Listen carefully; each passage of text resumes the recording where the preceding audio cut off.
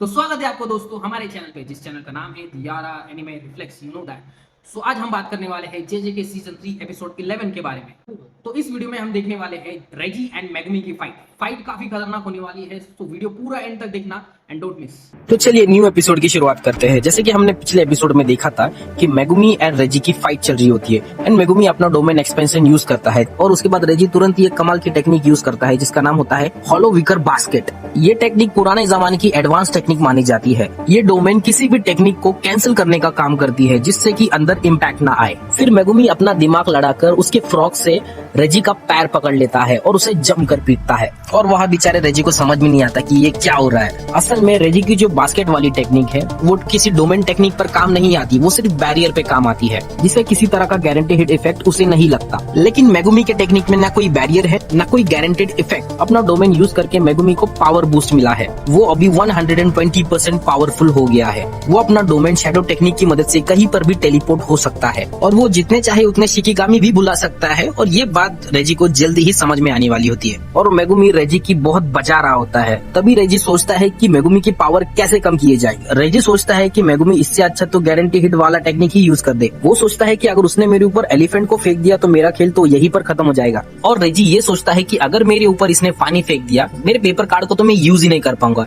इससे पहले कि मेगुमी कुछ करे तो रेजी उसके डोमेन में 3 कार को समन कर देता है। अब मेगुमी जो इतना पावरफुल दिख रहा था वो सीधा घुटने पे आ गिरता है और रेजी बोलता है कि तुम्हारे डोमेन के अंदर जो शैडो है वो कंटिन्यूसली मुझे सक कर रही है, जिससे बचने के लिए उसे कंटिन्यूसली उसके पैरों पर कर्स एनर्जी चढ़ानी पड़ रही है और इस डोमेन के अंदर सिर्फ शैडो ही है। और रेजी को ये भी शक होता है कि मेगुमी सिर्फ एक ही वेपन से लड़ रहा है। तो इसके सिंपल से 2 मतलब लगते हैं। पहला मतलब ये है कि मेगुमी के पास में कैपेसिटी बहुत कम है और दूसरा जो भी शैडो के अंदर है उसे मेगुमी के ऊपर वेट लेना पड़ेगा। इसकी वजह से रेजी 3 कार को समन करता है जिसकी वजह से मेगुमी की पावर कम होती जाती है और उसके ऊपर वेट आने लगता है। और रेजी हंसकर बोलता है कि मैं और ज्यादा वेट ऐड करते जाऊंगा जिसकी वजह से तुम दबकर मर जाओगे। और मेगुमी एक खतरनाक वे में उसे आंसर देता है कि अगर तुम्हारी नीचे शैडो है तो इसका मतलब तुम्हारी ऊपर भी शैडो होगा। तभी हम देखते हैं कि ऊपर वाली शैडो से हाथी नीचे गिरता है और रेजी की ऊपर आ गिरता है और मेगुमी बोलता है कि चल देखते हैं कि कौन सबसे पहले क्रश होता है, मैं या तू। तब रेजी अपने दोनों हाथों को यूज करके हाथी को कैसे तैसे करके रोक देता है और वहाँ पे हम देखते हैं कि मेगुमी भी काफी प्रेशर में दिखाई देता है। वो भी काफी स्ट्रगल कर रहा होता है और वो अपने पैरों के नीचे कर्ज एनर्जी को होल्ड करके रख देता है। और हम देखते हैं कि रेजी धीरे धीरे कमजोर पड़ने लगता है, उसके पैरों की हड्डी भी टूटने लगती है। तब रेजी पछतावा करता है कि मैंने कार के बदले अगर ट्रक फेंक दी होती तो मेगुमी अभी कुचल गया होता। और रेजी के ऊपर बहुत सारा पानी भी गिरता है जिसकी वजह से उसके कार्ड भीग गए होते और वो उस कार्ड का यूज अभी नहीं कर सकता था। लेकिन उसके पास में अभी भी एक हुक्म का इक्का बाकी था। जैसे ही रेजी अपना ट्रम्प कार्ड यूज करने वाला होता है तब उसे रियलाइज होता है कि अगर मैंने मेगुमी को मार दिया, अगर मेरा कार्ड यूज भी हो गया, क्या मैं इसी के डोमेन एक्सपेंशन में फंस न जाऊं। वो सोचते सोचते डिसाइड करता है कि वो ट्रम्प कार्ड यूज करेगा। जैसे ही वो कार्ड निकालने का कोशिश करता है मेगुमी को समझ आता है। तब मेगुमी उसे अपने ही नीचे वाली शैडो में सक कर लेता है, मतलब खींच लेता है और वो नीचे जाने के बाद में उसे बिल्कुल सांस नहीं आने लगता। तब रेजी सोचता है कि शायद मैंने देर कर दी, मैंने कार्ड को यूज कर लेना ही चाहिए था तभी। और रेजी धीरे धीरे नीचे चला जाता है। एक स्विमिंग पूल में तैरने की तरह वो नीचे तैरता है बट उसे नीचे बिल्कुल सांस नहीं आने लगता, उसका दम घुटने लगता है। और मेगुमी सोचता है कि जैसे ही रेजी मर जाएगा तब मैं अपना डोमेन एक्सपेंशन क्विट कर दूंगा। लेकिन मेगुमी की किस्मत खराब होती है। शैडो के अंदर से एक कार ऊपर आती है जिसके ऊपर हमें रेजी दिखाया जाता है। इसका मतलब रेजी अभी भी बचा हुआ है, वो अभी तक मरा नहीं, जिसके वजह से मेगुमी के ऊपर और एक ज्यादा कार का वेट बढ़ जाता है। अब इन दोनों की फाइट हमें काफी इंटरेस्टिंग दिखने वाली है। कभी मेगुमी स्ट्रॉन्ग दिखता है या कभी रेजी स्ट्रॉन्ग दिखता है।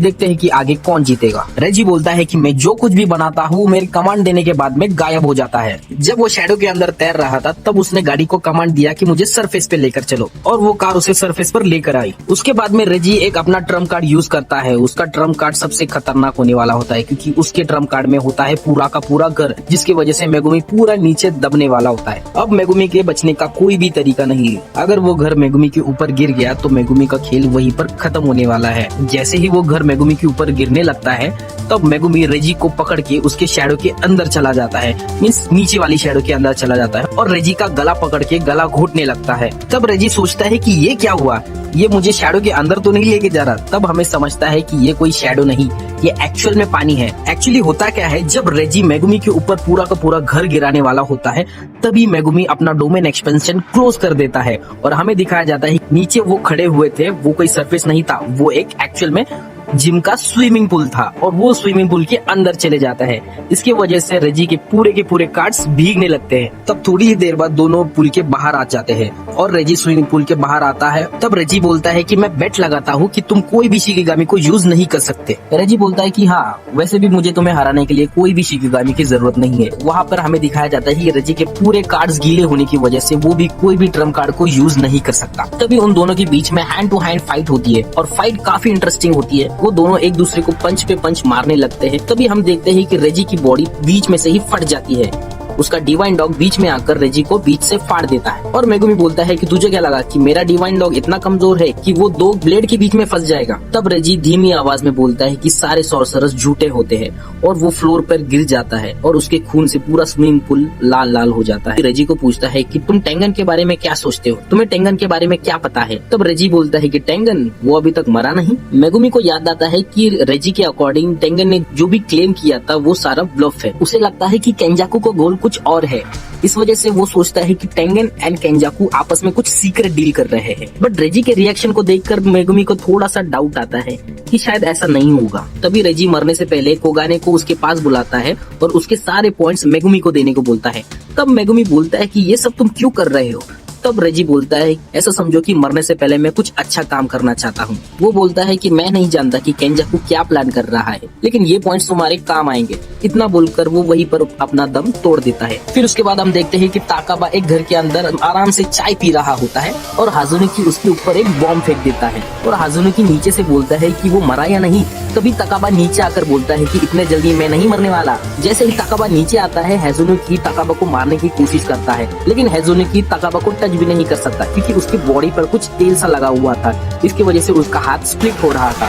तभी हाजुनुकी सोचता है कि मैंने इसके ऊपर इतने बार ब्लास्ट किए, तभी भी इसको कुछ होता क्यों नहीं। मैंने इसके ऊपर एक बार बम का ब्लास्ट किया था, उसके बाद भी इसके जख्म इतने जल्दी कैसे हील होते हैं और मैंने इसे रिवर्स कर्स टेक्निक यूज करते भी नहीं देखा। आखिर ऐसा हो क्यों रहा है। उसके बाद में हाजुनुकी का कोगाने वहाँ पर आ जाता है और बोलता है कि रेजी मर चुका है। तभी हाजुनुकी का मूड ऑफ हो जाता है और वो ताकाबा को बोलता है कि अभी मुझे लड़ने का मन नहीं है और वहाँ से वो चला जाता है। और ताकाबा उसे बोलता है कि ओके ठीक है, बाय बाय, घर जाके नहा लेना और ब्रश करना मत भूलना। तभी ताकाबा को याद आता है कि मेगुमी ने उसे बताया था कि हाजुनुकी के पॉइंट्स उससे ले लेना। तभी ताकाबा हाजुनुकी को बोलता है कि तुम्हारे पॉइंट्स मुझे दे दो ना, और हाजुनुकी उसे इग्नोर मारकर आगे बढ़ता है। और वहीं पर हमें ताकाबा की टेक्निक के बारे में समझ आता है।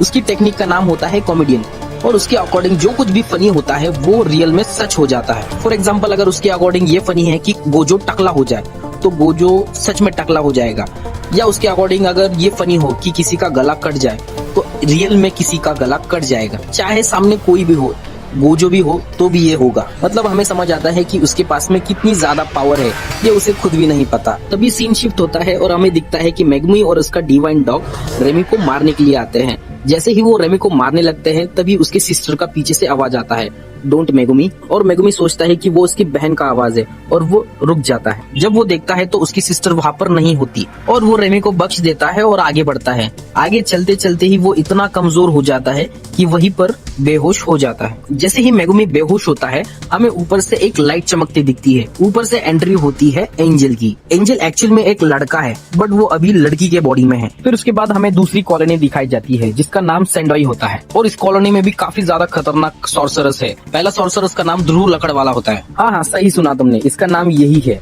ये एक ओल्ड सॉर्सरस है जिसके पास में 2 शिकिगामी है और उसके पास में टोटल 91 पॉइंट्स है। दूसरा है रयू इकिगोरी जिसके पास में 77 पॉइंट्स है। थर्ड वन एक लड़की है जिसका नाम टकागो है जिसके पास 70 पॉइंट्स है। एंड इसकी स्पेशलिटी ये है कि ये स्काई को ऑपरेट कर सकती है अपनी कर्स टेक्निक से। और इनके बावजूद और एक सॉर्सरस है जो कि सॉर्सरस नहीं बल्कि एक कर्स स्पिरिट है जो कि पूरी तरह से कॉकरोच की तरह दिखाई देता है, जिसके पास में 54 पॉइंट होते हैं और ये टॉप का कर्स स्पिरिट है। और ये चारों अलग अलग साइड में रहते हैं जो कि इनकी आपस में बिल्कुल नहीं जमती।